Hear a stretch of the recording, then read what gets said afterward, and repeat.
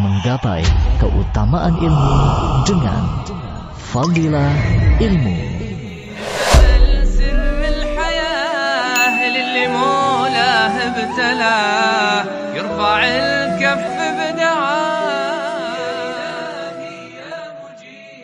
Assalamualaikum warahmatullahi wabarakatuh.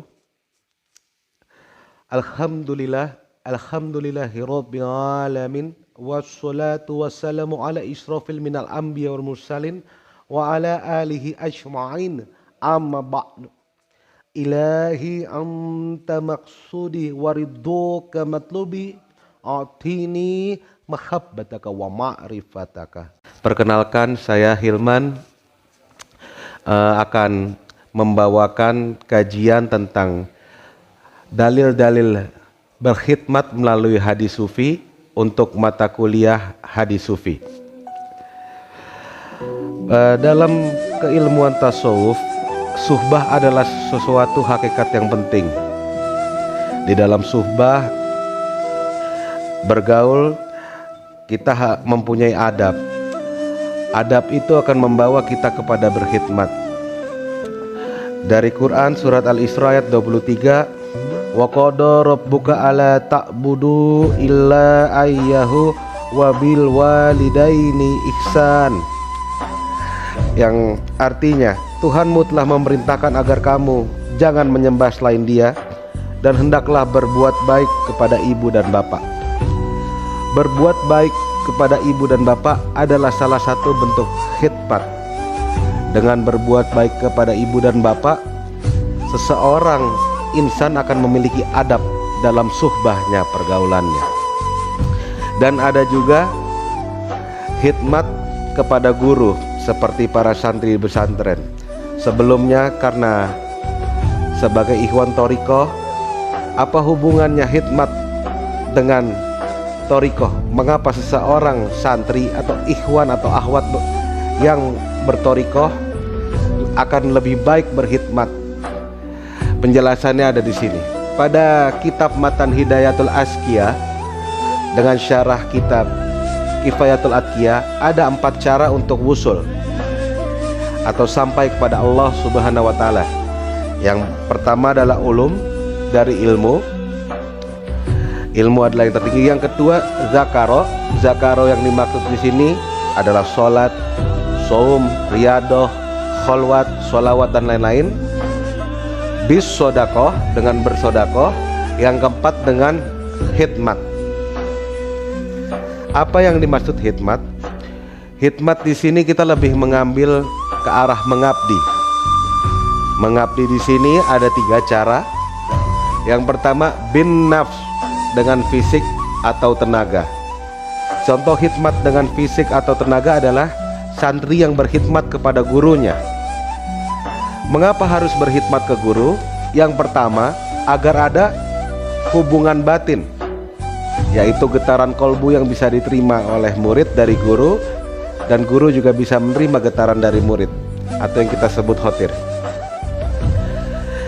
Yang kedua, tidak ada ilmu yang bisa didapatkan dengan mahar yang sedikit. Itu ada di Quran surat Al-Baqarah ayat 41, Ali Imran.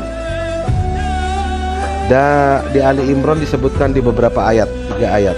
Wala yastaruna bi ayatillahi samanan qalila, bahwa ilmu Allah tidak bisa dimahar dengan harga yang sedikit, atau ayat Allah. Khidmat ini membantu kalian mendapatkan ulum, salah satu cara wusul. Yang kedua bil mal, dengan harta. Khidmat dengan harta contohnya bagi seorang santri yang berkhidmat dengan bin naf, menurut Syekh Ahmad bin Muhammad bin Abdul Qarim bin Abdul Sakandari ada 2 kedudukan. Yang pertama tajrid, ia khusus belajar, sedangkan untuk rizkinya adalah ain dibiayai oleh nasab atau keluarga, jalur darah, atau jika tidak ada ke ashabi atau tabiin, dan ada di makom asbab, makom sebab, di mana mereka itu lebih mengutamakan menjemput rizki maut yang dijanjikan Allah dengan bekerja dan berkhidmat dengan bersodakoh kepada guru atau kepada sesama.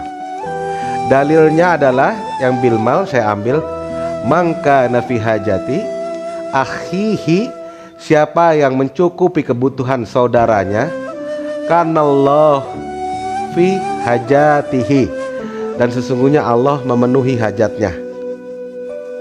Ya, shadaqallahu lazim, sesungguhnya Allah tidak pernah mengingkari janji. Yang ketiga adalah bid doa. Bid doa itu adalah berkhidmat dengan doa, dengan amaliyah, mendoakan orang. Ada yang butuh bantuan karena mempercayai kita mempunyai ijazah doa-doa, kita doakan orang itu.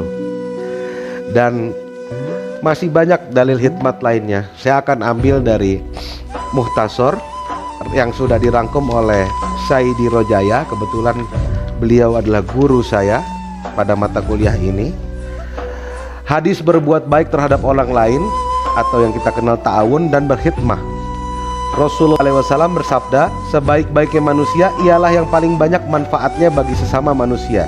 Hadis Rasul Al-Qadoi dari Jabir. Secara mustalahul hadis, keasliannya hadis ini adalah hadis hasan. Yang kedua, Rasulullah SAW bersabda, siapa yang memudahkan orang yang susah, maka Allah akan memudahkannya di dunia dan akhirat. Hadis ini dari Ibnu Majah yang didapatkan dari Abu Hurairah. Kedudukan hadis ini hasan. Yang ketiga, Rasulullah SAW bersabda, tidaklah bersyukur kepada Allah orang yang tidak berterima kasih kepada orang lain. Diambil dari hadis Rasul Rawi Ahmad wa Tabrani. Yang keempat, qala Rasulullah SAW, barang siapa yang menolong kebutuhan seseorang, maka Allah akan mengokohkan kakinya pada hari kaki-kakinya tergelincir. Hadis Rasul Tabrani. Yang kelima, Rasulullah SAW bersabda, Allah senantiasa memenuhi hajat seorang hamba selama ia memenuhi hajat saudaranya, yang tadi saya sebutkan. Yang keenam, Rasulullah bersabda, sungguh salah seorang dari kalian berjalan bersama saudaranya dalam menunaikan hajatnya itu lebih utama dari beriktikaf di masjidku ini. Yang di masjidun, masjid paling besar, Masjid Nabawi, selama 2 bulan. Hadis Tabrani. Secara mustalahul hadis, hadis ini sahih. Berikutnya Rasulullah bersabda, sesungguhnya Allah mempunyai suatu kaum yang diberi kekhususan, anugerah atau nikmat untuk disalurkan kepada hambanya dan menetapkan di tengah-tengah mereka selama menyalurkan nikmat tersebut. Maka apabila ia mencegah atau tidak menyalurkannya, maka Allah akan mencabut nikmat dari mereka lalu diberikannya kepada selain mereka. Hadis Rasul Ahmad dan Tabrani, Abu Naim, Baihaqi dan Hakim. Dan masih banyak pada buku ini karangan Pak Rojaya yang dalil-dalil hadis lainnya. Yang selanjutnya, kebaikan atau ma'ruf ada 2 macam, yaitu perkataan seperti sidik, lemah lembut, dan perbuatan seperti sodakoh. Berkata ya dengan lemah lembut adalah suatu adab. Tanpa adab, ilmu itu tidak akan ada nilainya. Ada suatu pepatah yang mengatakan al-adabu fawqal ilmi, bahwa adab berada di atas ilmu. Seperti yang dicontohkan Nabi Zakaria pada Quran surat 19, yaitu di juz 16 Maryam pada ayat ketiga, isnada rabbahu nidaan khofiyah, bahwa ia nidaan khofiyah yang selalu memanggil atau menyebut nama Tuhannya rabbahu dengan khofi, dengan lembut. Di situ bentuk adab. Yang kedua, Al-Abbas berkata bahwa kebaikan tidak sempurna kecuali dengan 3 hal, yaitu menyegerakan dengan tidak menunda untuk melakukannya, menganggapnya kecil supaya tidak sombong, dan menutupinya atau tidak menyebarluaskannya karena dikhawatirkan timbulnya riya, sombong secara af'al, kelakuan. Di antara ajaran Sunan Derajat yang terkenal ialah berilah tongkat kepada orang yang buta, berilah makan kepada orang yang kelaparan, berilah pakaian kepada orang yang telanjang, berilah tempat berteduh kepada orang yang kehujanan. Kita kembali ke khidmat. Ada sebuah cerita Kiai Haji Raden Abdullah Syarif, salah seorang wakil talqin, mempunyai kebiasaan minum air hangat. Suatu waktu termos atau wadah air yang bisa dipakai itu pecah karena jatuh tersenggol oleh anaknya. Karena termos wadah air itu pecah, Kiai Haji Abdullah Syarif memarahi anaknya.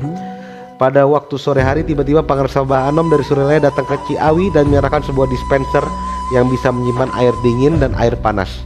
Dari cerita ini berarti Pangeran Sabah Anom sangat memperhatikan kepada murid-muridnya sampai hal yang sekecil apapun. Beliau dikehendaki Allah untuk tahu apa yang dialami muridnya. Ini juga menonjolkan contoh perhatian, kasih sayang dan kebaikan Abah Anom pada muridnya.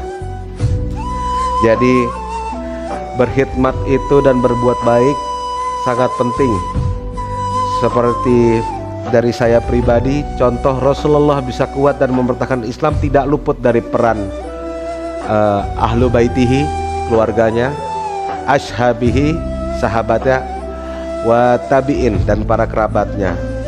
Dalam kebutuhan perekonomian ada Utsman bin Affan, saudagar yang kaya, bersodakoh dengan luar biasa untuk pertahanan keamanan umat muslim. Ada Umar bin Khattab, ada Khalid bin Walid. Untuk keilmuan ada Abu Bakar As-Siddiq, ada Sayyidina Ali, dan masih banyak contoh dari ashabi lain ataupun tabi'in lain. Kesimpulan saya, khidmat adalah sesuatu yang wajib dilakukan seorang muslim. Dalam berkhidmat, matikanlah roja selain kepada Allah. Ibaratnya khidmat menabung untuk akhirat, karena iman kita percaya ada kehidupan setelah kematian yang akan kita jalani dengan kekal. Kalau meminta bayaran ada harapan, hati bukan berkhidmat, itu bekerja. Dan memang ada hadis ya untuk yang bekerja bahwa upahnya harus dibayar sebelum keringatnya mengering. Cara dari khidmat ada bin nafs, bil mal, bid doa. Dan secara adab saya ambil di Adabul Mufrad halaman 358, al-adabu faqul ilmu, adab di atas ilmu, dan laisa mina malam yarham sobirona, bukan golongan kami siapa yang tidak menyayangi yang muda, wa yukir kabirona, dan siapa yang tidak menghormati yang tua.